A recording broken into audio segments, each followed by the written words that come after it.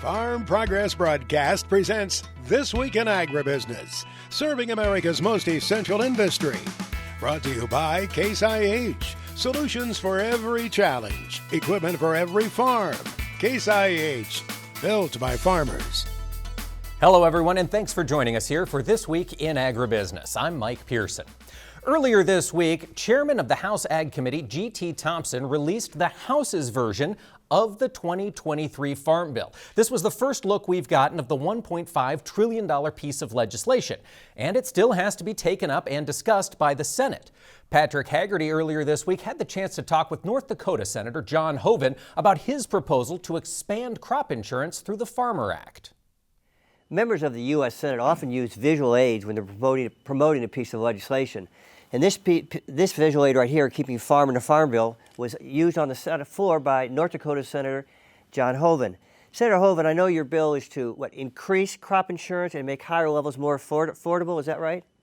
Exactly right. What we do is we provide more premium support, so it makes it more affordable, both for crop insurance at the enterprise level and also for supplemental coverage option. And in both cases, we allow the producer to buy up to a higher level, give more premium support. Not only does that help the farmer, through the tough years, I think it really reduces the need for ad hoc disaster assistance because they have their number one risk management tool, crop insurance, there to take care of them when they need it. And you want to keep it in the Farm Bill. Are you going to put it in the Farm Bill? Yeah, absolutely. So our Farmer Act is something that we think is really a blueprint for what should be in the Farm Bill. So just like on the credit programs, I've teamed up with Senator Klobuchar on the livestock programs with Senator Tester. I think those really provide a blueprint for the things we need to do just that, keep more farm in the Farm Bill for our farmers and ranchers. And the House is supposedly going to mark up their version of the Farm Bill next week. Can you give us an update where the Senate is in the process? Well, first off, I really want to commend Chairman Thompson for what he's put forward. We don't have the text yet, but in terms of the concepts that he's put out there, it's something that we think does just what we're talking about, just what that sign says, takes care of our producers. And I think, he's on the right track. So that's something I think we can work with. That's great. We're not there yet in the Senate, and that's really the challenge, is we need to see more in terms of crop insurance and also in terms of reference prices in the countercyclical safety net for ARC and PLC in order to get to a Farm Bill. Is it possible we will not get to a Farm Bill next year? Is it possible, this year, might we do an extension and consider it next year? Is that possible? It's possible we'll get it done this year, but again, it comes down to those two things that I just described to really get there. And then, if we don't, then yeah, we're going to need to do another one-year extension because we can't have our producers wondering about the farm program while they're out there trying to farm and ranch is vitally important. And let's not forget, a Farm Bill benefits every American every single day because of the highest quality, lowest cost food supply in the world brought to the American people by our farmers and ranchers. That's why good farm policy benefits everybody. We can't take that network of family farms and ranches across our country for granted. It's so important. With all the challenges they face, whether it's price, whether it's weather, whether it's trade, all these things, we have the most amazing network out there, family farms and ranchers, and we need to be there for them in this Farm Bill. Well, Senator Hoeven, thanks for visiting with us today. I'm Patrick Haggerty in the U.S. Senate, This Week in Agribusiness. Thank you, Patrick, for that update. We'll be watching for releases from the Senate on their version of the upcoming Farm Bill. There will be a lot more to come as summer moves along. Today's larger, heavier equipment can lead to more soil compaction issues. Firestone Ag IFVF tires with 82 technology maximize load capacity while minimizing soil compaction. Visit firestoneag.com to learn more. It's time to talk markets. Joining us this week is Tommy Grisafi of ATI. Tommy, thanks for taking the time to chat with us. Wonderful to be here, Mike. A lot of things happening. A lot of things happening. Tommy, as we jump into this market conversation, you mentioned something earlier. We're hearing a narrative shift. It seems like in the grains, it used to be all bearish news, but now some things are going in the direction of higher prices, aren't they? Yeah, you can't ignore what's happening, and particularly Russia. I think Russia gave the American farmer an absolute gift when it comes to wheat. And corn looks at wheat going up 20, 30 cents every day and says, I think I'll go up a few. Now corn's starting to take a little bit more of the lead. As you know, the funds were really, really short everything. They've since rolled out of that. They're taking more of a neutral stance. Will we find out in the next 10 to 15 days? Are the funds getting long right into pollination. That'd be something to watch, Mike. It would indeed, Tommy. And you mentioned it's the Russian wheat crop that's really driving a lot of this bullish attitude. Do we have a sense of what the damages are there to that crop in Russia yet? Well, not to sound sarcastic, but our communication with Russia isn't on the up and up like it used to be. Reminds me of the book Limit Up, written in about the 1972 when Russia had that huge drought and they came to America and Canada and bought all the wheat in one weekend. Not quite at that level, but watch out for India. Russia is the supplier of affordable wheat to the world.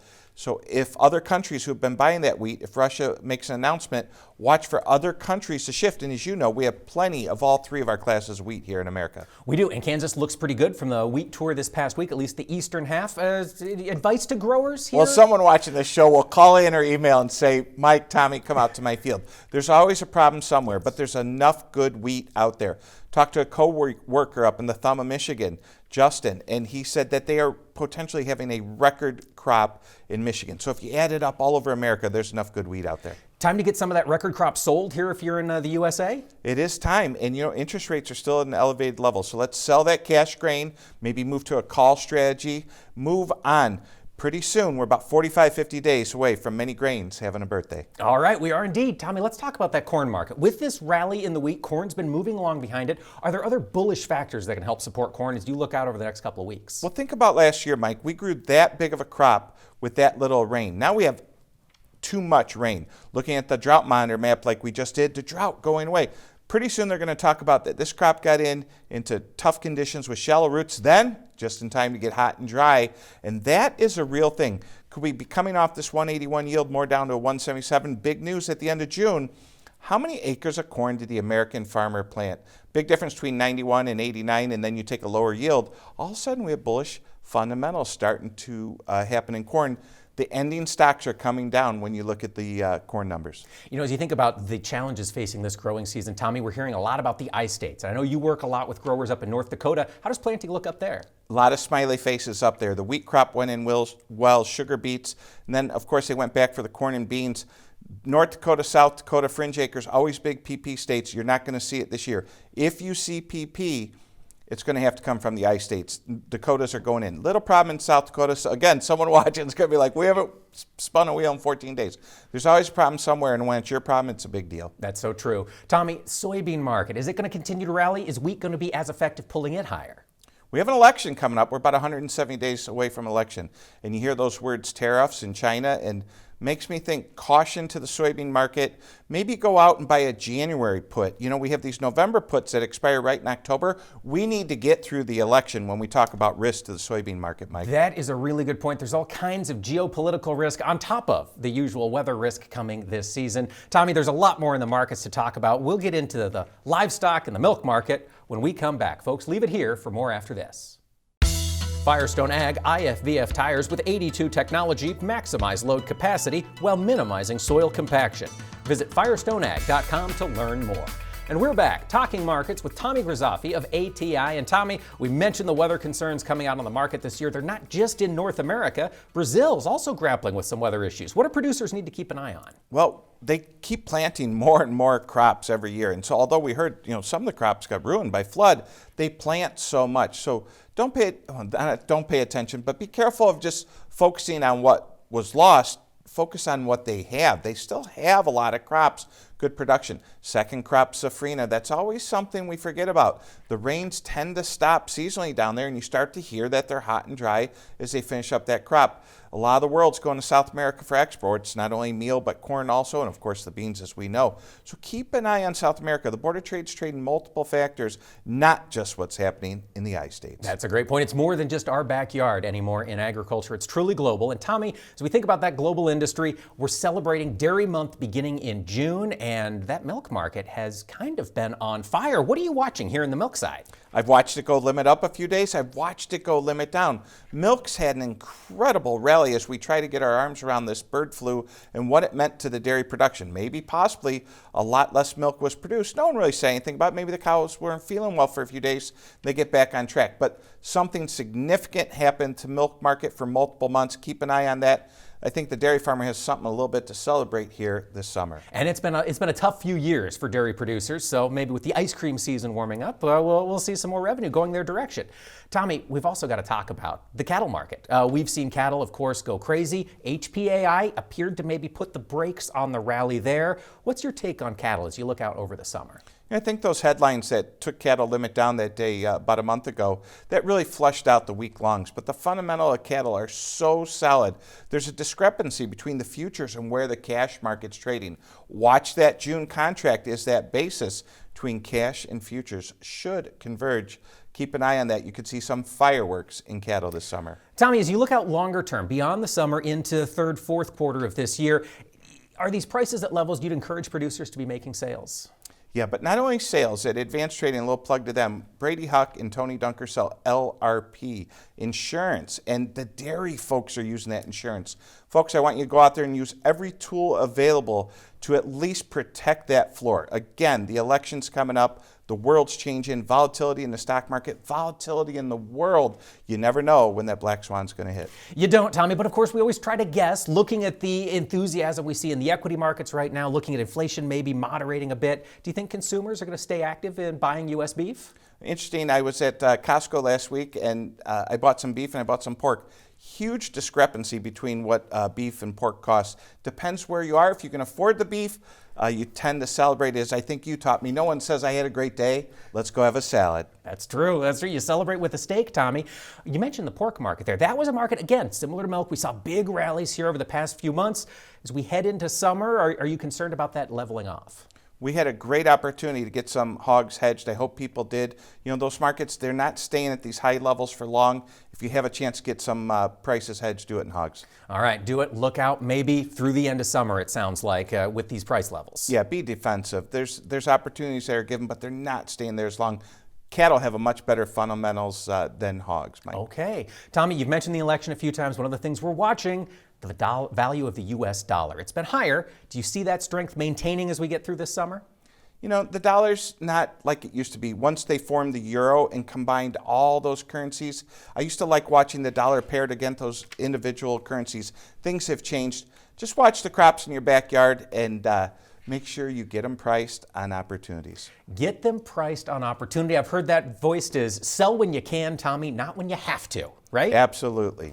That's the moral of the story. Tommy Grisafi, Advanced Trading, thanks so much for joining us this week and for sharing your insight on these volatile commodity markets. Thank you, sir. Greg Solier now brings us his farm weather forecast for the week ahead. Well, it has been an active weather pattern, and Greg Solier joins us now for an update. Greg, out west, late season winter storm this past week, it sounds especially like. centered in western Montana, lower elevation, so that'll certainly help with runoff prospects and just getting a little moisture in the ground coming off the snow drought of last winter out through Big Sky and points on to the east. A fairly quiet weather picture to open up the new week and the holiday itself. High pressure across the Intermountain West, one boundary here across areas of the Dakotas, new system coming into Northern California. No real big buckle to the jet stream. Matter of fact, kind of ridging up aloft, so this thing will just sort of skedaddle its way into the Snake River Valley and push onto the east. This time, highest peak snow anticipated across the northern and central Rockies. Some colder air back through Big Sky country. Did have a little patch of frost and freeze into parts of the valley locales east of the Cascades last week in the Pacific Northwest. Nothing through Northern California. We do see a couple of scattered showers and thunderstorms. The overall pattern as you get east of the divide is much, much quieter. We'll detail it here coming on up. Meanwhile, into the southwestern part of the country, cooler, drier air, cooler conditions into the valleys of California. The early season heat on the wane temporarily in the desert southwest, and not a lot of action really going on. The worst drought areas continue to be, and it's a Jekyll and Hyde setup from about Wichita back to the west. The worst of it here. Too much of a good thing into the far east and southeastern plains. That's the story into the middle part of the week. By late in the week, maybe a system from the Bay Area on northward, a stray shower there. Hot weather builds in the desert southwest. Pretty much a warm, dry scenario other than a stray shower thunderstorm on the north end of West Texas cotton. Greg, looking at the Corn Belt, saw some devastating weather events this past week. Tornadoes, high winds. Does that look like it's going to settle down this week? Yeah, that footage coming out of Greenfield was just incredible, and those wind turbines getting snapped and brought down in a hurry. Just dozens of reports of hail, high wind that stretched from the Twin Cities southward all the way back down to Oklahoma City. It is a much quieter scenario.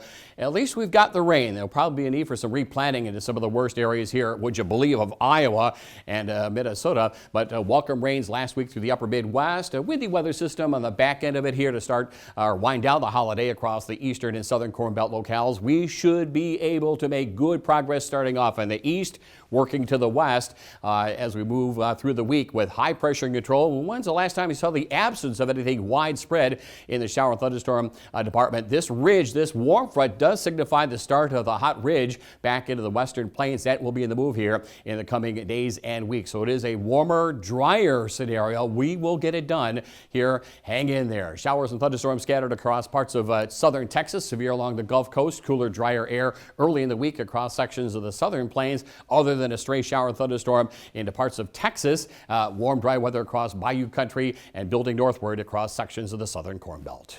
How about growers in the eastern third of the country, Greg? Are they going to have some opportunities next week to get back in the field? Yeah, I think so, and probably have made some significant inroads as well, coming off that dust that got kicked up across parts of northern and central Illinois last week. That's what 40-mile-an-hour winds and temperatures up near 80 will certainly do for you. Some thunderstorm activity, heavy and severe, to wind out the holiday into the northeast of New England. Windy weather, maybe a stray shower of no consequence, really, on the back edge of this weather system early in the week. And again, high pressure, sunshine, dry time, seasonal drying paces any shower activity across the eastern states. So again, with time, starting in the eastern Corn Belt, working on westward to those streams and rivers and wet grounds ease on up, we should be able to make good progress out there out on the back 40. The wet weather is down through Bayou country. Again, what a difference, boy, this past year has made from dryness and drought back into too much moisture, severe into eastern Texas. Warmth and humidity breeds a couple of showers and thunderstorms, and we need the rain from about the Panhandle on southward. They are in the midst of a growing drought down across central and southern Florida. That system heads on to the east with severe weather potential from the Outer Banks down through Florida. Late portion of the week, slightly cooler, drier air into the Tennessee Valley. Opportunities to scout the fields across the deep south. Other than a couple of showers and thunderstorms into parts of eastern and southern Texas, it is a much quieter weather picture anticipated over the southeastern sections of the country over the late portion of the week. So get out and get it done while you may. We'll take a look at that extended 4-week outlook that'll take us here through the month of June coming up later on. Closed captioning for This Week in Agribusiness is brought to you by Pentair Hypro, a global leader in innovative spray technology for farmers for over 75 years.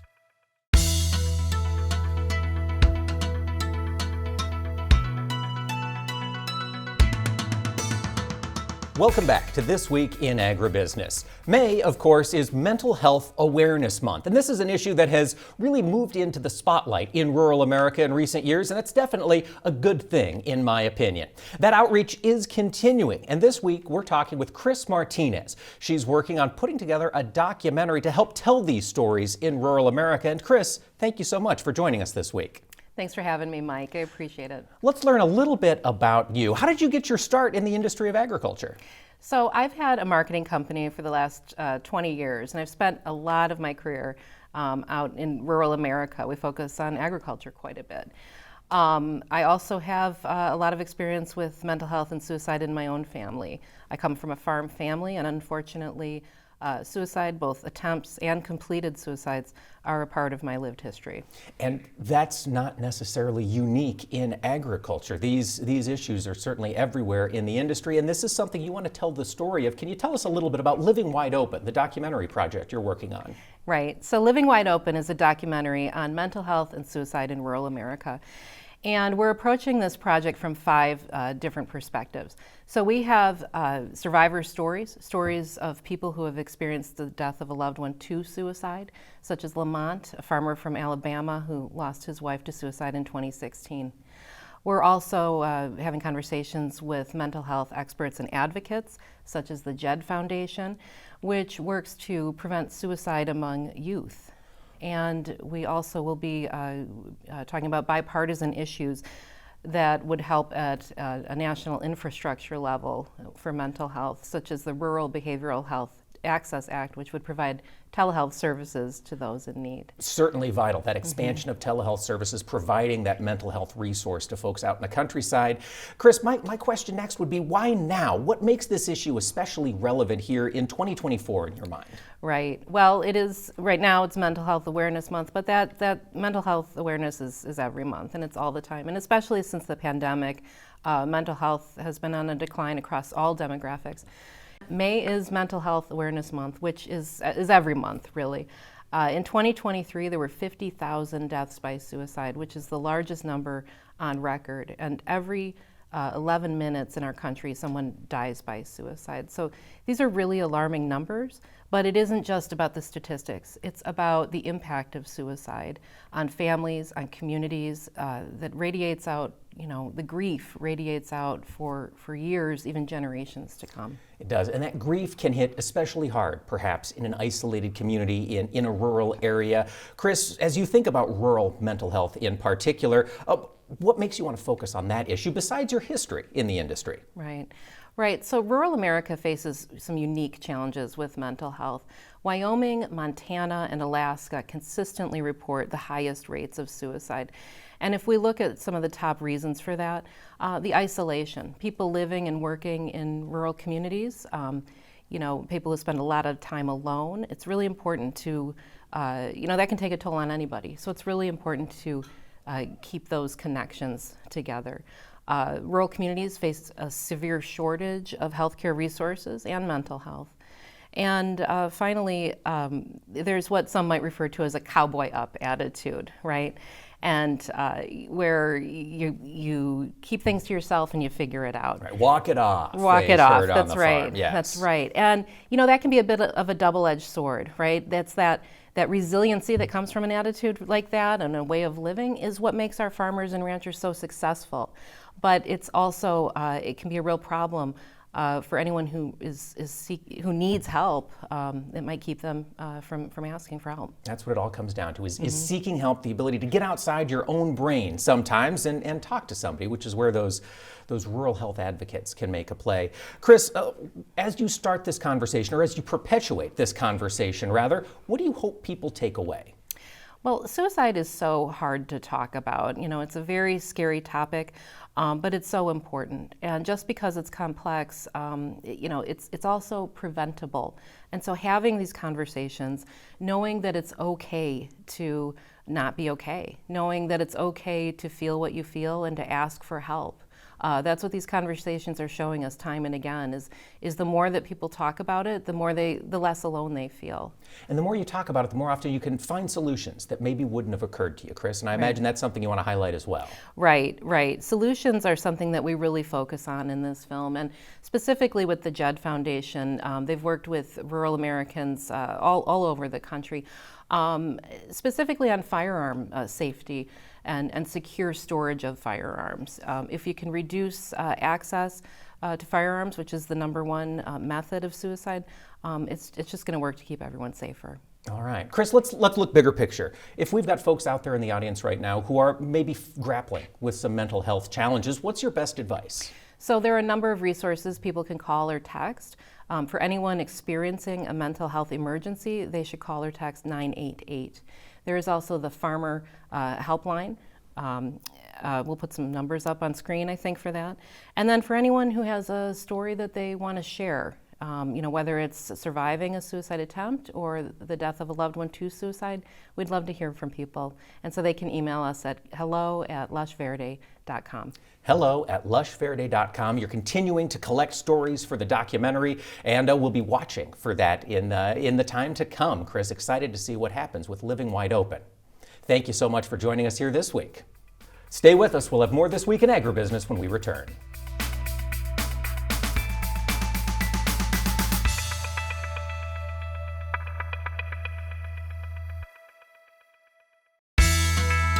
Farm Progress Broadcast presents This Week in Agribusiness, serving America's most essential industry. Brought to you by Case IH, solutions for every challenge, equipment for every farm. Case IH, built by farmers.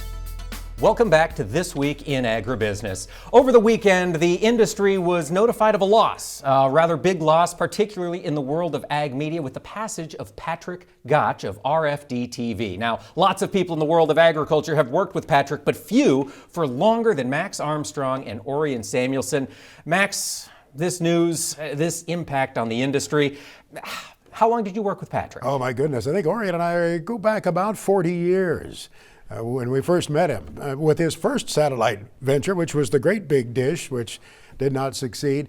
Patrick was persistent, and people talk about him being stubborn, but he was persistent and he had the passion, so that vision he had, he kept pushing to make it come to fruition. One of the things that's amazed me with the vision of RFD-TV is the collection of different things that are carried on it that cover rural America. I know you and Orion have had the chance to fill in on some interesting things on RFD. What have been some of the highlights? Oh my goodness. Orion handled for several years the Rose Parade from California on RFD-TV.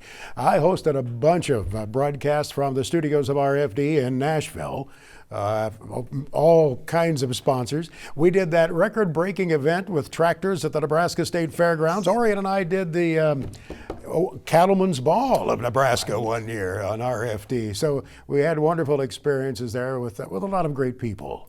A lot of great people, and I hear that from a lot of folks talking about Patrick. He was able to surround himself with really sharp people. Was that your experience as well? Yes, many good people on his team. A lot of younger folks who would come in there, and it would become their training ground. And some of them went on to outstanding careers with networks, major networks, or working at major market stations. And they all had that footing of RFD-TV to really get them started. And some stayed for many, many years there working there. They love the opportunity, and they recognize how unique it is. And as I think about RFD, Max, one of the things I love about it is that it gets the rural story out there to so many more people in this country.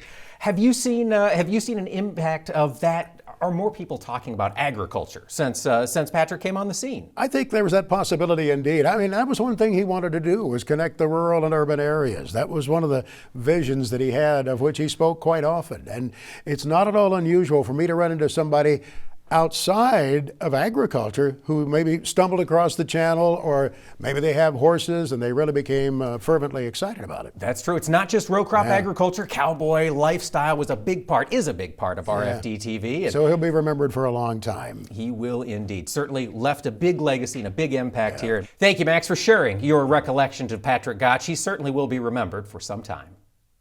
Greg Solier is back now with his extended farm weather forecast for the nation. Greg Solier is back with a look at what's to come. And Greg, you mentioned precip is in the cards. What do you see next week? A winding down of this pretty tough weather pattern early on into the growing season. Yeah, we've kind of benched the long ranger, went down to maybe AA baseball to get its arm into proper strength here, if we want to put it in baseball terms. But it's back, I think, and on target and on track. So this is early in the week. There may be still some pockets of some half to local 1 inch, probably starting in through Sunday, winding down on Monday. Most of the meat and potatoes of all this and severe weather potential over the middle and late parts of the week up and down the eastern seaboard in through Florida. Good news there. Back through eastern Texas. Not good news. And once again, left high and dry areas from about North Platte to Wichita on westward. Worst of the drought there, as well as New Mexico. Well, scattered moisture into parts of the Pacific Northwest. But it is a better weather pattern going forward here, Mike, in the days, the next couple of weeks to come. Greg, as you look at that first full week in June, does that weather pattern include hotter temps? Warmer temperatures, back to more seasonal. We've been sort of up and down and all over creation, actually some spikes and spells of warmth. And this is okay for soil temperatures. Where more soil moisture is even keeled, there's pretty good development out there and emergence going on, as long as you're not drowned out.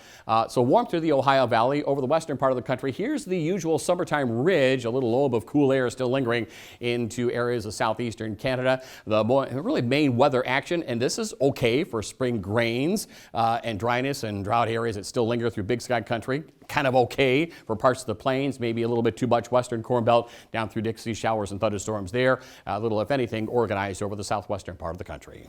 How about the week of June 10th? Greg, what do you see?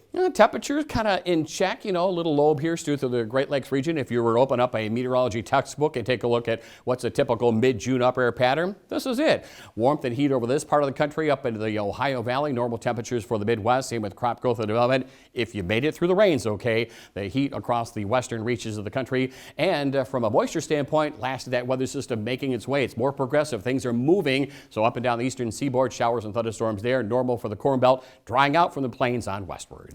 That third week in June, Greg, how do things look? Here comes the heat into about the Mississippi to the Ohio. Here is probably some of the triple digit stuff. Summer begins on the 20th in the afternoon in the central time zone. Normal temperatures over the eastern states, the lobe of cool air into the northeast and New England. And from a moisture standpoint, well, starting to dry out, but you know what? Maybe not a bad thing with moisture down through Texas and the southeastern sections of the country.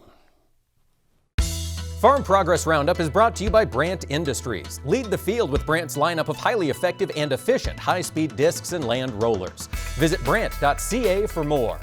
This week, we're talking with Pam Caraway. She's the editor of Farm Futures magazine, and earlier this week, Farm Futures released the latest update in a 20-year study of the best places to farm. Pam, thank you so much for joining us. Delighted to be here, Mike, as always. Let's talk about the best places to farm report. Pam, fill us in. How long has Farm Futures been working on this?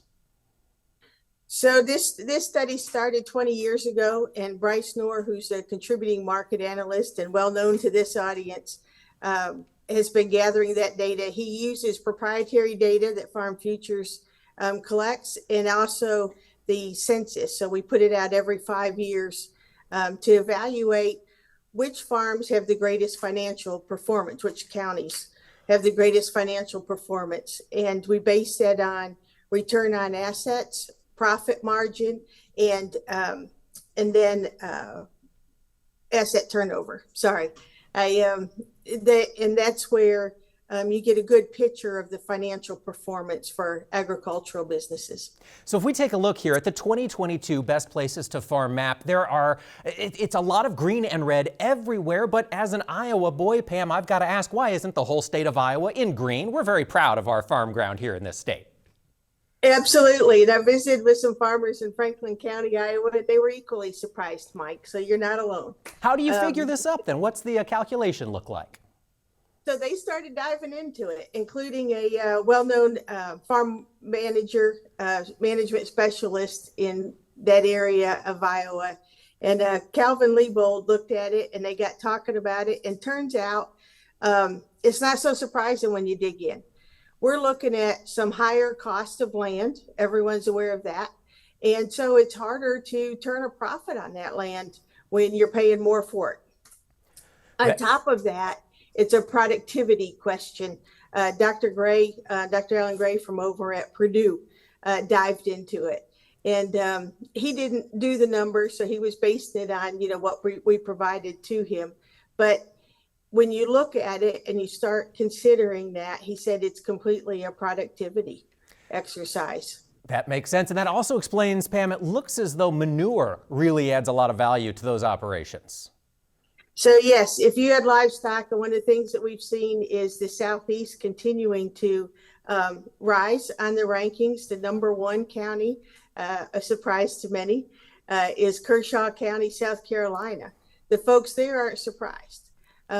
When you look at getting your end users, pulling in those adjoining ag businesses, if you have a soy crush plant, those sort of things. And when you look at the availability of either chicken litter in the Southeast or hog manure, if you're on that Iowa farm I was on, they rent out hog buildings and have access to that manure. We all remember that 2022 was a horrible year in regard to fertilizer prices, where pretty much they were lifted by Jack and his beanstalk. That's right. So this report is out. It was released earlier this week. Pam, for folks who really want to dig into the data at a granular basis, where should they go? Go to farmfutures.com and click on our interactive map. You can see exactly what the numbers are for your county. You can check out what other counties have going on, and you can read more about the analysis that Bryce did and Dr. Gray's comments and the comments from some farmers in these counties. It's all right there. Pam Caraway, thanks for joining us this week. Thank you, Mike. Next on This Week in Agribusiness, it's Max's Tractor Shed, where we spotlight another great American farm tractor. And Max's Tractor Shed this weekend, not just talking about a tractor, talking about what gets pulled behind it. Max's Tractor Shed is brought to you by Mystic Lubricants. Mystic Lubricants are made to make it last. Well, one thing I've noticed at some of the recent tractor events, it isn't just tractors that are there, but implements as well. Take, for example, this Oliver Superior grain drill. I had the chance to see it just a few days ago. This belongs to Daniel Blackwell at Creedmoor, North Carolina, and it's nicely restored. You know, it's not an over-the-top restoration, it's just very nicely restored, bringing out the multiple colors of that grain drill. And he had it hooked up behind a tractor there. That's one thing you will see increasingly, I predict. It really brings life to that tractor. The tractor may be the centerfold, as our friend Paul Wallem referred to it in a recent article, but that implement really adds to it. If you have a plow, a disc, a planter, or as in this case, a grain drill. Some of those take a lot of effort to restore, every bit as much sometimes as that tractor connected to it. Daniel Blackwell's Oliver Grain Drill in North Carolina. Well, Mark Stock does everything justice. I don't care whether it's tractors or trucks, whatever the implement might be too. He sells them across the block at Big Iron Auctions. Let's get his weekly report right now from Big Iron.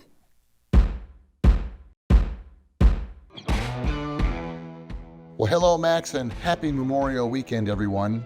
We definitely want to remember all of those men and women who have given the ultimate sacrifice for the freedoms that we now enjoy. On Wednesday, May the 29th, just under 2,000 items will sell, including equipment from Daryl Shank from Idalia, Colorado. 254 items selling on their retirement sale. Items include a 1997 Caterpillar TH63 telehandler and a 2016 Polaris 570 Ranger UTV. Tyrell Thomas from Mallet City, Idaho will sell a 2020 Claas Lexion 7400 tracked combine. Van de Kieft Excavating and Trucking are retiring from Canton, South Dakota. They have a 2003 Caterpillar D6R dozer, Fiat Alice FR15B wheel loader, Freightliner dump truck, and many more items. McGinn Groff Farm Estate Auction by North Bend, Nebraska will sell a John Deere 4044M mechanical front compact utility tractor with a loader. Agco White 8510 Fieldmaster mechanical front tractor. Unruh Sand and Gravel is retiring from Coldwater, Kansas. They have a John Deere 850J dozer, John Deere 672CH motor grader, John Deere 200 LC excavator. Once again, have a great Memorial Weekend, everyone, and happy bidding next week on BigIron.com.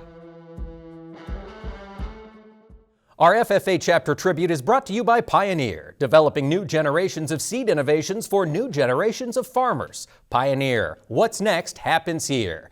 And this week, we're getting to know the president of the Colorado State FFA. Tegan Joseph joins us this week. And Tegan, thanks for taking the time to talk with us. Absolutely. So excited to be here with you this morning. Tegan, tell me a little bit about your upbringing. Did you grow up on a farm or ranch? Yes, sir, I did. I'm actually a fifth generation agriculturalist on my mom and my dad's side of the family. Both my parents are actually in the medical field, but they made sure that I was still engaged in agriculture by doing 4-H. I showed horses and sheep for 10 years, cattle for 1 year, and pigs for 1 weekend. Wow, all right. And then, of course, you had the chance to join FFA. And what was it about that program that made you want to be a part of it? Absolutely. My great-grandpa was actually serving as the state FFA president in 1950 to 1951. And so for several generations, my family's been involved in FFA. I am visually impaired, and so I tried to do sports, and that was not going very well because seeing the ball is apparently a very big piece of that. And so I decided when I joined high school that I wanted to get involved in FFA. I'm a very competitive person, and I found that I got to be involved in competitive things such as speaking events and different activities like that. So that's what interested me in FFA. Then I learned about the leadership piece, and that has been my favorite part of FFA. And of course, you're wrapping up your term of service as the president of the Colorado FFA. Before we let you go, Tegan, real quick, what have been some of the highlights of this past year? Oh my goodness, there have been so many awesome opportunities this last year. My favorite part about serving this association as the state president has been meeting different people. We've been so blessed to interact with different legislators and politicians, as well as community members and sponsors, and getting to know the people and the reason they want to support this association has been my favorite part of this past year. That is fantastic. Tegan, thank you so much for joining us now, and we wish you the best of luck going forward. Thank you so much for having me. Colby Ag Tech is brought to you by Copperhead Ag Products. Visit copperheadag.com for more information. This spring, for a lot of growers in the Corn Belt, it has been frustrating watching this rain fall and those fields get muddier. Chad Colby found a farmer who was in the field, and he brings us this week's Tech Update. It's always good to jump in a tractor cab. In this week's tech segment, I had a chance to catch up with Chad Unzicker, family operation here in central Illinois, not far from Peoria. And he was doing like many producers were this past week, hustling to get their crops in the field. Chad, I know you'd rather be done about 3 weeks ago, but it's got to feel good to see the finish line in sight. It does. It does. We've had a good run this past week, and if the weather cooperates the rest of the week, we should be able to finish planting, which is, again, like you said, a little bit later than what we've used to, but we're still well ahead of that June 5th prevent plant date, and things are looking pretty good here for us so far. So Chad, let's talk about some of the things you guys are working on this year. Normally, I see a soil finisher or a field cultivator right in the field with you when you're planting. You guys aren't doing that this year. I'm guessing you and Dad had some new ideas. We did. So we've changed a little bit of our fall and spring tillage program. This spring we're working our ground several weeks in advance of when we think we're going to be able to plant it. Have more of a stale seed bed to plant into, a little bit more firm soil. Hopefully you have better seed to soil contact. Not necessarily a new idea, but it's something new for us to try this year. So it seems to be working out so far for us, and hopefully we'll see some good results from that. You know, Chad, in my travels, I've noticed a lot of fields have got some pretty decent weed pressure. Certainly that's because of the conditions that we've had this spring here with a lot of rain and wetness and maybe not getting in the field when you like to. Are you guys doing anything different with your herbicide program this year, especially with things going a little later than normal? Yes, we have made some changes to our herbicide program. One of that is a second pass where we need to, just to keep weeds under control better, depending on what crop we're planting into that and what tillage practices we might be using. We're also adding on another residual into that tank mix as well to help our fields stay clean for the whole growing season. Well, I appreciate you taking a few minutes from your busy day. Good luck getting crops in the field here. I know a lot of guys are looking forward to being done planting. It is almost June. It is. For This Week in Agribusiness, I'm Chad Colby. That's not the only farm family hoping that planting finishes up sooner rather than later there across the Corn Belt. Chad, as always, thanks for the tech segment this week.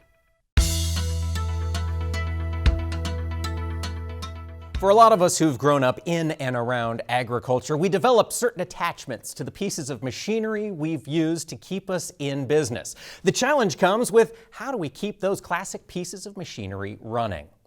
Well, Max, of course, an antique tractor fan, had the chance to visit Steiner Tractor Parts in Michigan this past week, and he learned a little bit more about the Steiner story. Steiner Stories. We're here at Steiner Tractor Parts, Lennon, Michigan, not too far off the interstate. You have folks who come and buy right here, do you not, Dan? Yep, we're open to the public. We've got a retail store, and we welcome people to visit. One thing that comes out in our visits that I've noticed is your passion for quality. You really want to make sure that the stuff you sell is the best you can get. Quality is a fixation for us. We want to be a name brand company. In order to achieve that, there's really two big factors, quality and customer service. And one thing that sets us aside from the rest of the industry is that we have a quality control department, and we check every shipment randomly that is custom built for Steiner, as opposed to parts that we distribute. So you really want to make sure that it's going to be reliable for that person buying from you. We want people to have a great experience. We want people to come back for more. We want people to tell their friends great things about us. And if you don't have quality products, then that may not be the case. Customer service, you mentioned that. Your people are really focused on customer service. That comes across as we walk around in your offices. I think everybody that works for me knows that the customer comes first. We place a large emphasis on customer satisfaction. As I indicated, we want to be a name brand company. In order to achieve that, you have to have happy customers. Your inventory is ever changing. I've learned that. That surprised me a little bit. You have a number of parts that you plan, that you're thinking about adding to your inventory. Oh yeah, every week we have new products. You can see them on the new parts page on the website. We have a lot of products that we are trying to develop because they're either obsolete or the aftermarket quality doesn't suit us. We do distribute.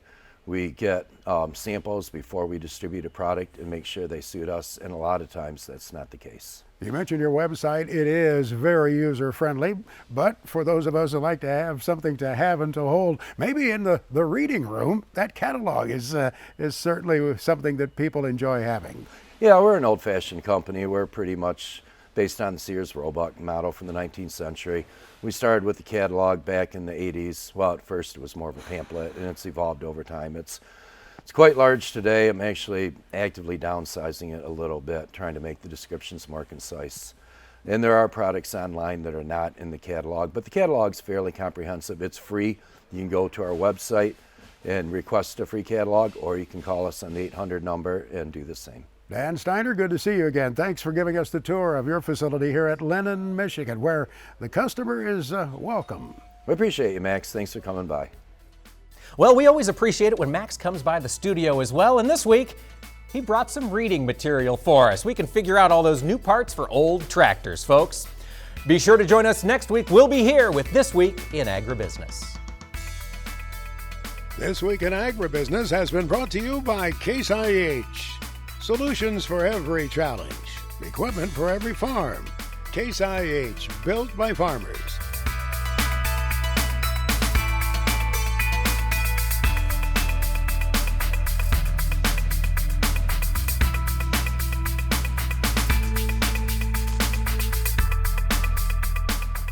This Week in Agribusiness is produced by 22 Creative Group and has been a presentation of Farm Progress Broadcast.